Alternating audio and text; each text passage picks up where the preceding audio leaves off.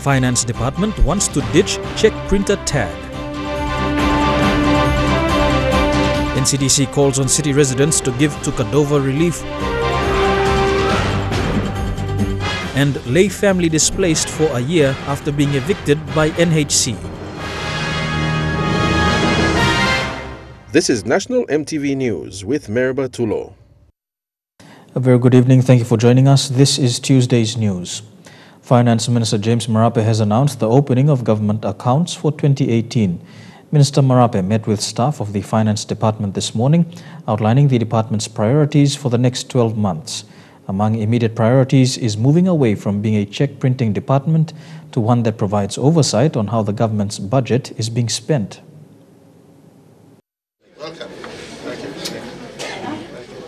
Finance Minister James Marape met briefly with his departmental staff to outline the priorities for this year. This meeting coinciding with the opening of government accounts.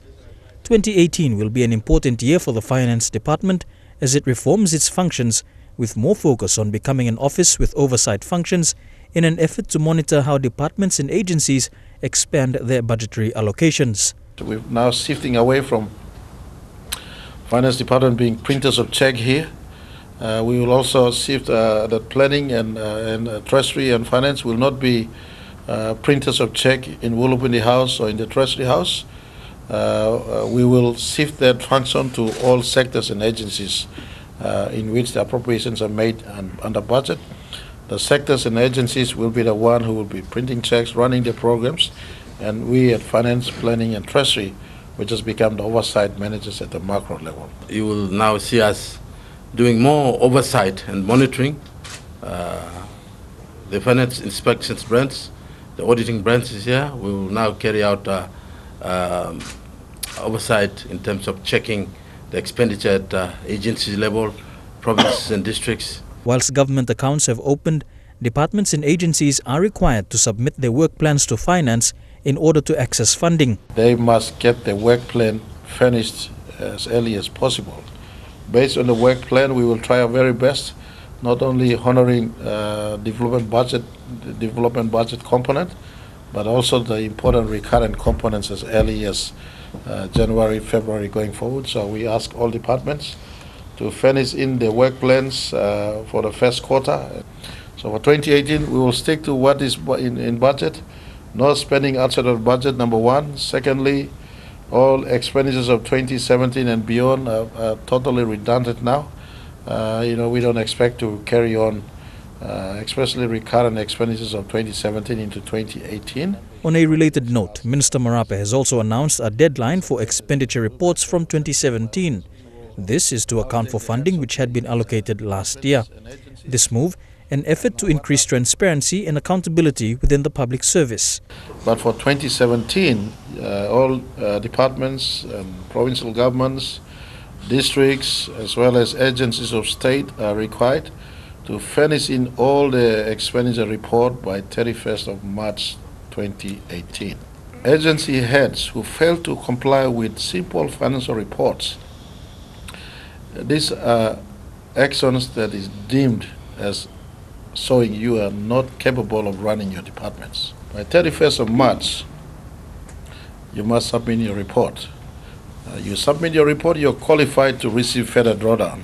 These expenditure reports will form the basis of the Finance Department's public account reports, which the department is now working on, which when completed will be presented to Parliament. So once the public accounts is presented to Parliament, it's open for total scrutiny for those who want to know exactly as to how we operated those fiscal years.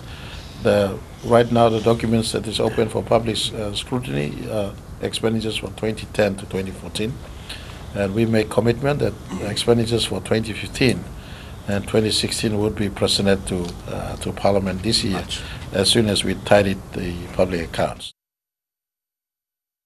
An appeal has been made to Port Moresby residents to donate in cash or kind to the relief assistance of over 2,000 displaced Kadovar Islanders of East Sepik Province. A relief centre has been set up at City Hall where residents can leave their donations.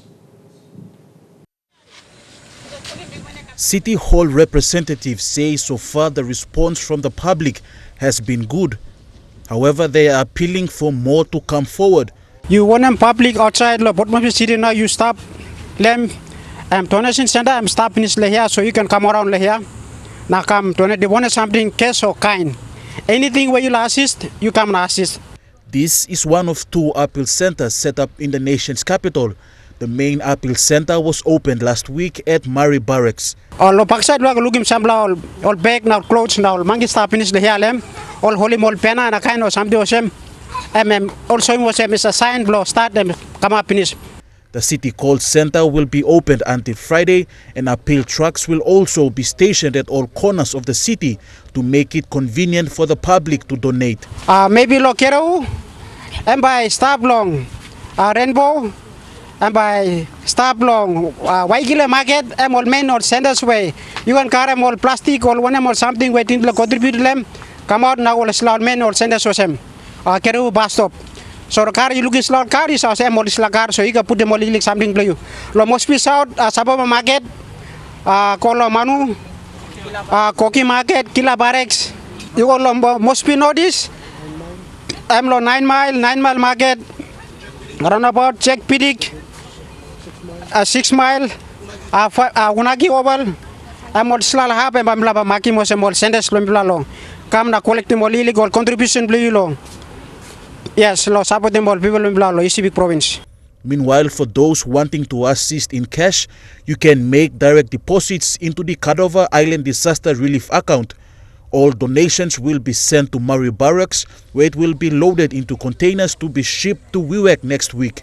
Stanley Over Jr., National EMTV News. To Lay now, and by February, a lay family evicted by the National Housing Corporation will have spent a year living in a tent. John and Lucy Benta were caretakers for the nephew's house when they were forcefully evicted. They have taken the matter to court and are waiting for a decision to be handed down. They are one of many lay families facing the same problem. In February 2017, John and Lucy Benta's family were evicted from their nephew's Cormorant Street home in Lay. His nephew Dixon, employed as a health professional, had taken a transfer to East New Britain when the eviction happened in his absence. The eviction happened on the eve of elections, as did many others. John's wife Lucy and their daughter were the only ones in the house when armed police and NHC officers forced them to leave. All rousing mo something come outside now. This la housing man yet I'm rousing something lo line em tromem so le broken line one ten rousing go rousing this la can be house me pleven puti mall. Something longen. Compla community leader mo pla wabek yet. Mi silib lo upside street lo tamlo. Of course one tem molo sem em so em this la newspaper na talk mol this la Peter Prime Minister stop him eviction as why you play work this la. At all sack him talk. The family has been camping a few meters from where they used to live. New tenants have taken up residence in their former home, and John says they can't move because they've already begun a court process. His nephew and his in-law have been listed as plaintiffs in what has now become a lengthy court battle to regain possession of the house. Next month now and by 1 year. Next month. Living here hasn't been easy. When it rains, the water flows through the tent. Both husband and wife have now developed various health problems. They've also had to move one of their daughters elsewhere after they were threatened. This is just one of many evictions in Lay over the 2017 period. In December, the Lay MP John Rosso intervened to assist 2 families forced out of their homes. There's also been widespread condemnation of the National Housing Corporation's methods. Scott Waide, National EMTV News, Lay. 5 MPs of the Southern Highlands Provincial Assembly were sworn in this afternoon in Mendi. Among them was the controversial governor post. The members include Chairman and Governor William Powi, Yalibu Pangia MP and Prime Minister Peter O'Neill, Mendi MP Michael Nali, Imbongu MP Pilan Iningi, and Kagwa Erave MP Wesley Raminai. Deputy Speaker and Nepakutubu MP Jeffrey Komal will be sworn in when the Assembly meets again. The ceremony was witnessed by other members of the Assembly, senior public servants and security forces. All MPs urged the Assembly to work together and address issues that sparked violence following the 2017 national general elections.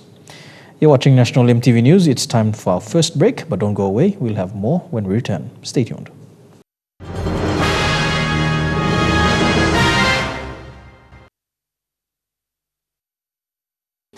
Welcome back to the news. Japan's government, through their grant assistance human security projects, will assist in building new classrooms and sanitation facilities in Western Highlands Province, Madang, and in the NCD. Japanese ambassador to PNG, Satoshi Nakajima, today signed 4 contracts for 4 primary schools and an elementary school. Ambassador Nakajima hopes the grants can help schools with a growing number of students being enrolled each year. The government of Japan has been a valued supporter of the PNG government's Vision 2020, with investments into various developing sectors like healthcare, security, and education across the country. Under Japan's official development assistance program in PNG, the education sector has received close to 45 million kina through the grant assistance for grassroots human security projects. The project, which is called the GGP, aims to have a direct impact on the lives of people in the communities by addressing basic human needs, such as primary education, primary health care, basic infrastructure, such as water supply systems, among others. This year's GGP funding extended a total amount of 961,203 kina to 4 schools: Kil Primary School in Madang, Kinjibi Primary School, St. Michael's Catholic Primary School in Western Highlands, and Tatana Elementary School in Port Moresby. The grant will be used to construct classroom infrastructure and provide access to clean and safe drinking water. In 2013, and for maintaining a steady increase in primary education enrollment since the start of the policy. Despite these achievements, many schools still face various constraints. This is the situation in Kiri and Kinjibi primary schools and Tatana Elementary School.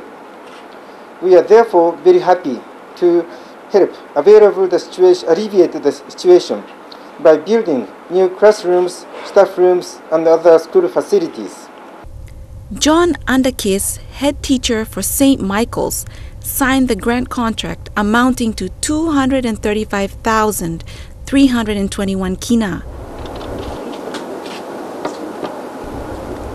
Mr. Andakis said they have 787 students, and the grant will help them install essential water tanks, shower rooms, and toilets for their students. To thank, as the headmaster, I take this time to thank the Embassy of Japan, the government, and the taxpayers of Japan for funding us this project, water supply system for St. Michael's Primary School. The contract does have a length of validity, and Japan's ambassador Satoshi Nakajima encouraged all schools to complete the projects in the expected time. Lillian Kinea, National MTV News. Broadcasters have been encouraged to be more professional in the way they present content on air. Chief Censor Stephen Mala says there must be full compliance and is reminding all broadcast presenters that the role of the Office of Censorship is to protect Papua New Guineans from indecent information and material. Chief Censor Stephen Mala encourages all presenters of broadcasting outlets to be more professional when presenting content live on air. He clearly stated that the use of slang language needs to be stopped. Broadcasting, you are live on air, and everybody will be seeing how you are presenting yourself. So it's not just because we are saying these are the requirements or these are the regulations that you follow. I think as a broadcasting station, you also have that responsibility. You have to display that responsibility. You just can't go anywhere and say anything and everything that you want to say. Norman Kuso of Morbe Province stated that the media has a big effect on today's generation. Radio na TV na bote emi ikut lata sol desla music ko play now emi sabe influence mol the now generation lo all sabe lo daily work out lo lensa lo desla music samla. Junior Dennis of Simbu Province gave a clear opinion of what he thought about broadcasting presenters. Osemol presenta Plus around and plus arim sambla tok lolem no sakam gutu mas osa yusim sambla kainol semosa totokol tok we mi planosa like him kainosem osa go extra yusimol kain lewa blomi blado sla kainosem example sambla kain tok so sem amosem ting blomi mito almost so mining language blol na almost yusimol good bla language lo sem mi pla public and arim. Mala said that there has been an incident in the past where they called the producer and presenter of a particular radio station into their office to have a round-table meeting. The radio station, we have actually called the producer in and talked to them to say, okay, can you tell your presenters to be a bit careful and to be mindful of the type of language they're using? So we have already taken some steps to try and address that already. I can't name the radio station, but we have already done that. We actually got the producer to come in and we had about discussion with them in terms of what the presenters are saying on air. Lillian Kinea, National EMTV News. Hundreds of customers were affected by Telecom PNG's internet outage this morning. This included banking services as well as its mobile network. Services that were affected today as a result of the internet outage included mobile banking, normal withdrawals or purchases using the FPOS machine. This has frustrated a lot of customers nationwide. Now we are milago isim by what rice bag lo machine laptop machine migo isim na migo lo machine no break osem card reject or maybe system down although say na migo lo machine le ATM to one kind mila kisim money cash na pay more something sol no na mi black am begin internet am down FPOS na FPOS machine am right but this lol ATM in work ATM am down for all 4 hours now all day am down. The internet outage lasted for over 15 hours and has affected internet services for mobile phone users also. But the most affected were the banks. ANZ Country Managing Director Mark Baker says ANZ Bank relies on Telecom PNG's international link to conduct its business. And since the outage last night, the bank has been in constant dialogue with Telecom to ensure the services are restored. There was an issue with our systems and it actually got tracked down to a problem that Telecom PNG had with their international links. And for the international banks in particular, we rely on the international links out of PNG to keep our systems up and running. So it's taken from 7 p.m. last night until about 2:30 this afternoon for that to be resolved by Telecom. I personally, as a CEO for ANZ, want to apologise to our customers for the impact it's had on them throughout the day. We've been working very, very hard with Telecom to try and get this resolved. I'm glad to say that it was resolved finally at 2:30. Since 2 p.m. today, the services were restored and customers were able to withdraw money from the ATMs or use the FPOS machine. An international link issue, and I think it just goes to show that PNG as a country absolutely rely on the international links out of the country, and for businesses like ANZ and like many other international companies here, we really rely on stable and reliable international links from PNG. Meanwhile, Telecom PNG has released a statement saying its engineers are attending to the fault to restore all services as soon as possible. Tekla Gunga, National EMTV News. Morobe Provincial Police Commander Augustine Wampe responded to queries regarding the Tanam evictions over the weekend. He says police conducted evictions following a court order issued to them in favor of a newly registered incorporated land group. Landowners in the area, however, have stated that the land groups in the ILG are not recognized clans in their area. Up to 20 families are being affected by the evictions. Police have been dispatched. Provincial Police Commander Mr. Augustine Wampe says police were acting upon a court order issued by the District Court ordering an eviction of all those occupying the land. This was in favor of a newly registered incorporated land group called the Monta Mayab Naron Land Group. According to Mr. Wampe, the land groups in the area have their own land disputes. Because the other group, they have the ILG, the registered under. So we're acting on the court orders that directed the police to go in and take possession of the land and hand it over to the other parties. Locals in the Tanam area received an eviction notice from the rural police on the 30th of December, ordering them to relocate by the 2nd of January. On the 5th of January, a bulldozer started cleaning the area, destroying 5 houses before the locals obtained a stay order from the district court. And the party went back and they get the order to continue, so we are now continuing the eviction. So we follow the process of the law. Just over the weekend, heavy machinery escorted by rural police was sent back to the area to continue with the eviction exercise. Me plakirap no good. Aste only come when I only start working this eviction. So time only come only to call kisi order lo district court. Na me ask him all this district court. You plus to go inside to. Now talk no got. More houses were pulled down and up to 20 families are now being affected by this eviction. So now we are me plotting thing, me plot asleep. Locals say the incorporated land group does not stem from a recognized clan, but was allegedly registered with the backing of a rice distribution company. Lucy Kopana, National EMTV News, Leh.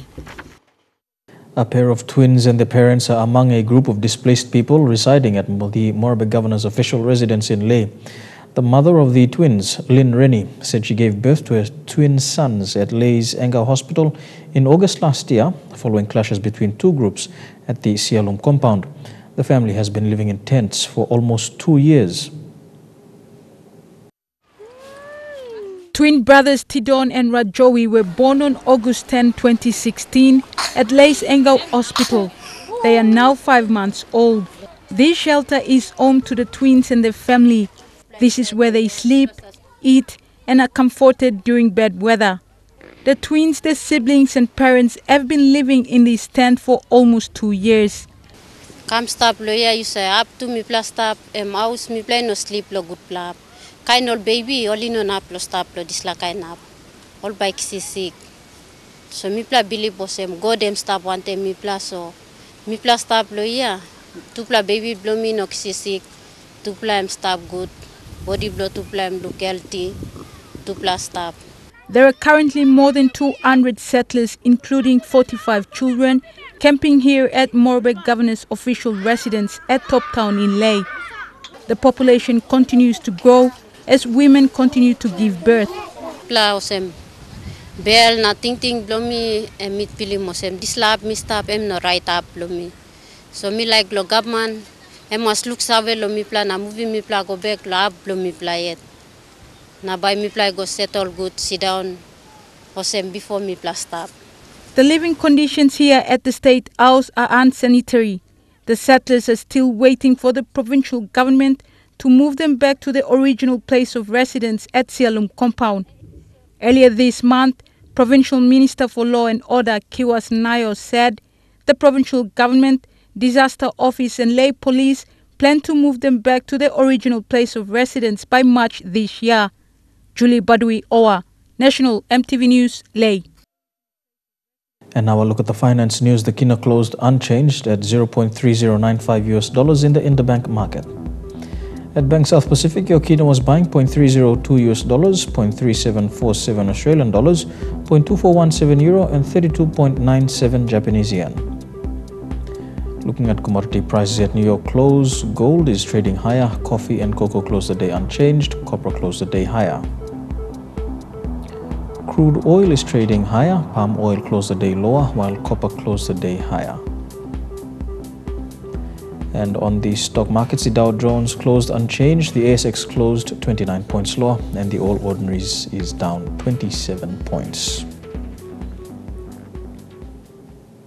Here with National EMTV News, on the other side of this break, strong views about the effectiveness of the Kokoda Initiative program as local leaders call for more consultation. That and more coming up.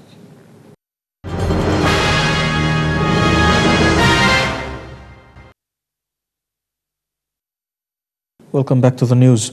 The Kapuna Hospital, located in the Gulf Province, has been renamed the Calvert Memorial Hospital by Governor for Gulf, Chris Haibeta. The announcement was made during the 55th graduation of the Kapuna Community Health College recently.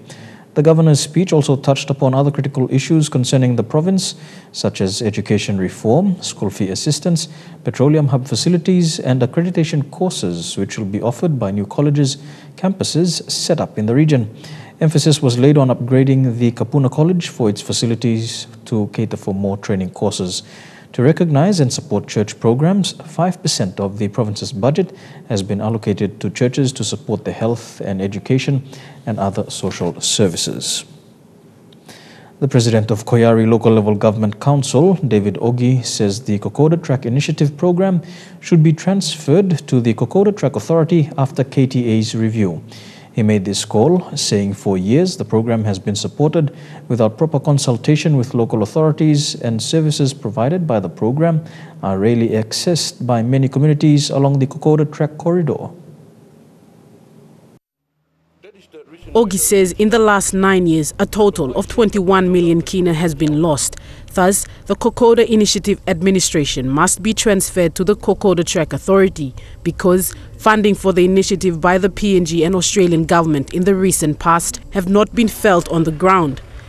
The Kokoda Initiative program is a program that was agreed under the bilateral agreement between Waigani and Canberra. But this doesn't allow the Australian government to send its consultants up here and do things without consulting the local government and the government concerned here. It's a sovereign independent state of Papua New Guinea. We have our systems of governance that must be consulted. Deputy President and Kage Ward 16 Councillor Josh John says the Kokoda Initiative has failed to provide tangible economic programs for Kokoda corridor communities to sustain themselves. As a leader, ward councillor along the Kokoda Track, I really want the Kokoda Initiative to start looking at the income generation program, the economic activities along the Kokoda Track. The Kokoda Initiative program has been running since 2009, but it has not been run in consultation with local authorities. The administration arm of the Kokoda Initiative program must be transferred to Kokoda Track Authority after it's reviewed and restructured. If it's money for the people must have a say on that money. If Waigani and Canberra had agreed that this money is to develop the Kokoda Track, we must be not seen as begging for it. We must be seen as benefiting from it. Stacey Yalo, National EMTV News. Koyari Local Level Government Council President David Ogi is also disappointed that the review of the Kokoda Track Authority is going to be carried out by the Conservation and Environment Protection Authority. This has not gone down well with Mr. Ogi, who believes the review should involve the Kokoda Track Board members, the Kokoda LLGC presidents, the Central Provincial and Oro Provincial Administration representatives, the Chief Executive Officer of PNG TPA, and 2 Kokoda Track landowner representatives. The lack of consultation with Kokoda and the Koyari Local Level Government Council President and the Kokoda Track corridor communities have caused confusion with the review of the Kokoda Track Authority. While welcoming the timely review of the Kokoda Track Authority, Mr. Ogi says the review must be done independently to capture the real interest of the people. As per the Prime Minister's direction, to have a review on the Kokoda Track Authority and make it work for people, we all agree with the Prime Minister. It's a good thing. Ogi says the KTA is established under the LLG Act, thus the local level government must play a role in the review rather than being left out in the dark. The review must be conducted right at the village level, not at Waigani, or not in Konedogu, or not in anywhere in Port Moresby City. Waigani must go straight to the people along the Kokoda Track corridor, which on the central side, which consists of 6 wards. The wards of Kagi, the ward of Ifogi, Manari, Oridi, Vesuro, and Depot. These are the Kokoda Track wards captured under the proclamation. in the establishment of the Kokoda Track Authority. Although the review of Kokoda Track Authority has not started yet, local level government council president of Koyari, David Ogi, says the review should focus on the people of Kokoda Track Corridor. He added that KTA management has been continuously struggling to operate by collecting track fees while distributing part of these fees annually to Kokoda LLG council wards within its KTA proclamation. Stacey Yallo, National EMTV News. Here with Tuesday's news, we go for a break, but when we come back in Trukai Sports, the Wellington brothers leave to join the Vikings and updates in national football. Stay tuned.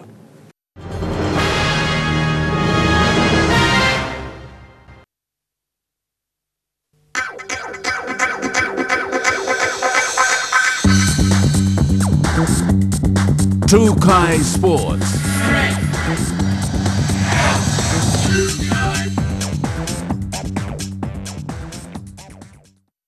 Welcome to Trukai Sports. We begin with Rugby League, and brothers Stanton and Wellington Albert left for England today to join the Widnes Vikings. The Albert brothers signed a 2-year deal with the Super League team. The brothers have been playing alongside each other for the past 4 years, since joining the Penrith Panthers. Though living in another country and away from family may not be new to the pair, they have left knowing the different challenges waiting for them in England. Despite the challenges, the Albert brothers are looking forward to having a successful 2018 season as Vikings. We have a great season for Hunters as well, even Kumuls. And now we are really looking forward to go to Widnes Vikings, and we know PNG people at the back of us. We are representing them, and we will give our best there. It's a new league there, so I was not playing for that kind of level there, so just looking forward and just take the little things right and do my best out there and just continue doing my performance same as a World Cup and like that. After leaving the Panthers and returning to PNG, the duo thought their rugby league journey was over till they were called to join the Hunters train-on squad last year. They thanked the PNG RFL and the SP PNG Hunters team and management for giving them another opportunity to continue their rugby league career. Michael Marum and PNG RFL for giving us a chance after coming back from Penrith Panthers. We thought that when we came back, we thought that our rugby league career is over and all this, but thank you very much for Michael Marum and PNG Rugby League for giving us a chance, believing in us, and giving us a chance to play in SP Hunters. We really appreciate it. PNG RFL CEO Reta Rao says the management is delighted to see Stanton and Wellington further their careers in the Super League. He says this has created a pathway for more Papua New Guineans to join teams in England. Big achievement for the game in the country. The investments that the PNG Rugby League has done in the last 4 years to make sure that we have players live in our shores. It's difficult. It's a bit makes it difficult for our Hunters team, but that's the end outcome we required. The Albert brothers will be dedicating their time in England to their late teammate and close friend Kato Otio, who was set to join the Widnes Vikings before his sudden passing on the 9th of January. It's sad news for us. Our late brother leave us, so then they called me up late, and then to represent my country, and I also represent my late brother Kato, so it's a challenge for me, so I'm looking forward for it. Elder brother Nixon Albert says he's excited at the opportunity given to his younger brothers and encouraged the duo to continue being respectable ambassadors of PNG while in England. We are happy that these two gentlemen are going there. We know we've encouraged them that you are the ambassadors and you have the country on your shoulders, the 8 million people. So whatever you do, go and stay there. Mipla I tokol sem yutla mas come up. Kutla ambassador blong country blo yumi. So I think so far they've done well. They're very humble. They're very soft-spoken and whatever. So I know they're gonna do well. Elijah Levet, National EMTV Sports.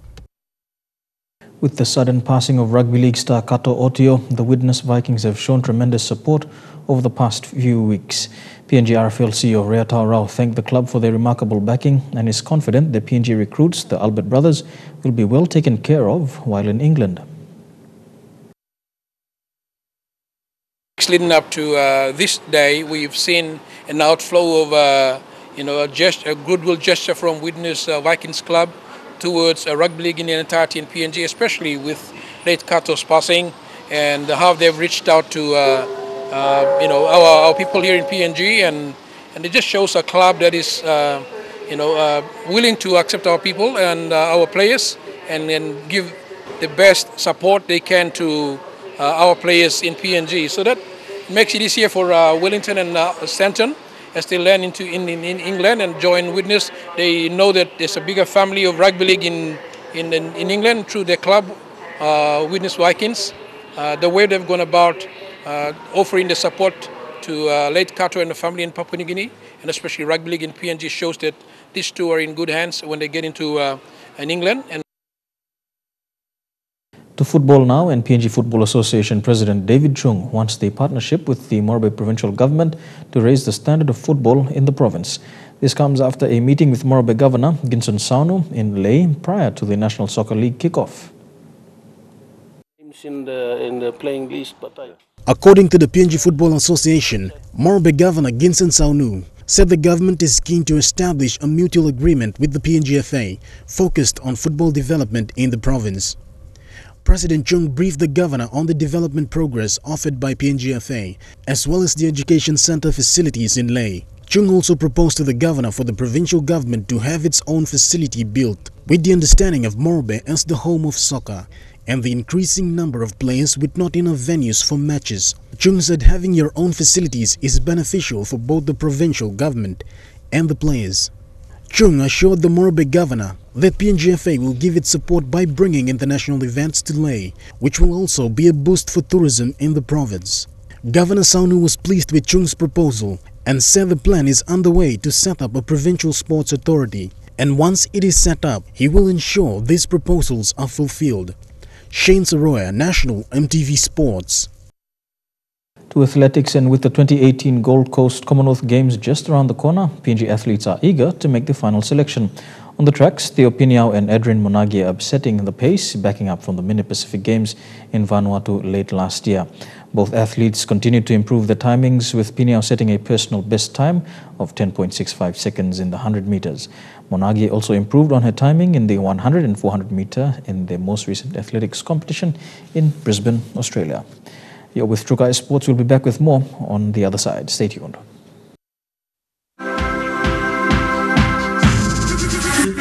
Trukai Sports. Welcome back to Trukai Sports. To boxing now, and this year promises to be an exciting year for PNG Professional Boxing Gym Association under the stewardship of President Alwin Wafewa. Marking steady growth over the years, the association was recently permitted by PNG Pro Boxing Control Board to promote and hold professional bouts in the country. This will see PNG professional boxers taking on foreign fighters both from within the region and abroad. President Wafewa says with some major tournaments lined up for this year, the association has drawn up a corporate plan and a calendar to show to potential sponsors. The PNG Professional Boxing Gym is an affiliate of the World Boxing Society, and it's recognized to host international bouts here in PNG. PNG's national teams representatives have some big events coming up this year. They include the Commonwealth Games and the ICC Women's World Cup qualifier. But it's still the beginning of the year, and most seasonal sports around the country are yet to start proper seasons. As sportsmen and women around the country slowly come out of the festive period, there are some who are already hard at work either training or competing. For the national teams and athletes attending the Commonwealth Games due in April, final trainings are expected to take place in the coming weeks. The total number of codes and athletes attending is yet to be confirmed, but for now it is affirmative that PNG's weightlifting team with the likes of Toa sisters Dika and Telma, Stephen Curry, Morea Baru, Toa Udia and Lorraine Harry will be defending the gold and silver medals at the Games. And for teams like the Under-19 PNG Garamuts, they are currently competing at the 2018 ICC Under-19 Cricket World Cup in New Zealand, the pinnacle of junior international cricket, while other PNG sports federations are yet to announce their 2018 calendars.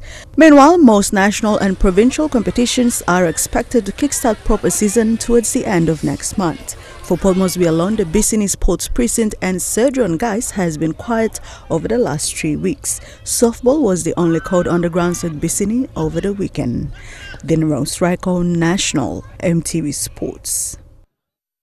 The 2018 NRL season will be the 111th season, and 2017 premiers the Melbourne Storm hope to defend their title once more.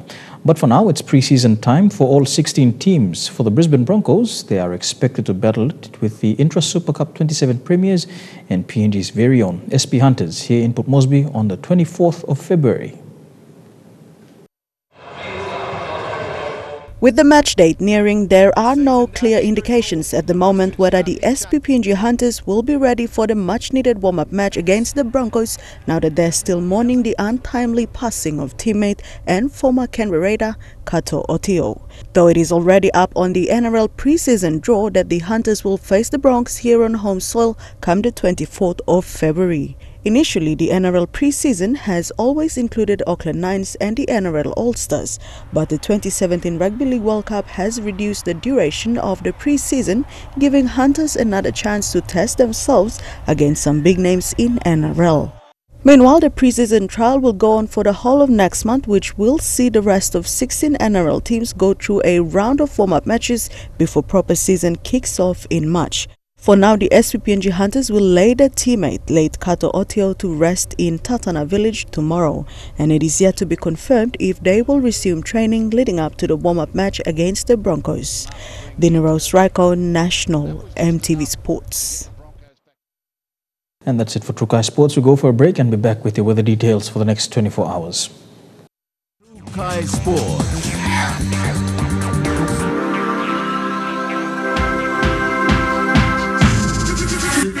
Trukai Sports.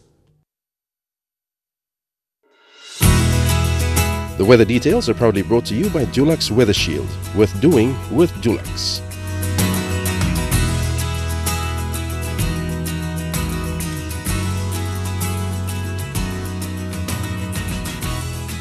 A look at the weather forecast for the next 24 hours. A shower or two expected in Port Moresby and Daru, and some showers as well in Kerema, Alatau and Popondetta, with a top of 32 all across the region. To the Momasi region, showers expected in Lae, Wau and Madang, as well as in Wewak and Vanimo. To the New Guinea Islands region, a shower or two expected in Kavieng. Fine weather for Lorengau, Kokopo, Rabaul, Kimbe and Buka. And in the Highlands region, Mount Hagen, Goroka, Kundiawa, Mendi and Wabeg, all these major centers can expect brief showers with morning fog.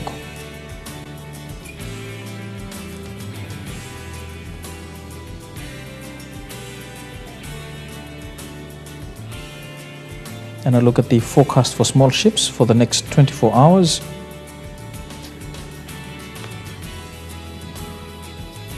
All coastal waters of Papua New Guinea for the next 24 hours, seas are expected to be from 0.5 to 1.3 meters. That includes the southern PNG Indonesian border, Hood Point to Samurai Island, eastern and western Milne Bay Islands, Cape Bogle to Long Island, Manus to New Island, and Bougainville, and the West New Britain waters.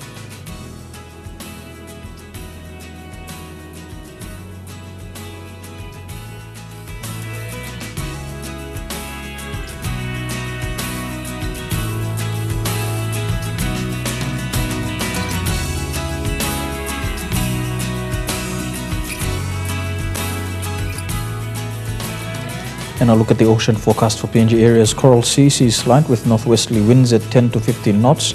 Solomon Sea, sea slight with northeast to northwesterly winds at 10 to 15 knots. Bismarck Sea, sea slight with northwesterly winds at 10 to 15 knots. And the Pacific Ocean, sea slight with east to southeasterly winds at 10 to 15 knots.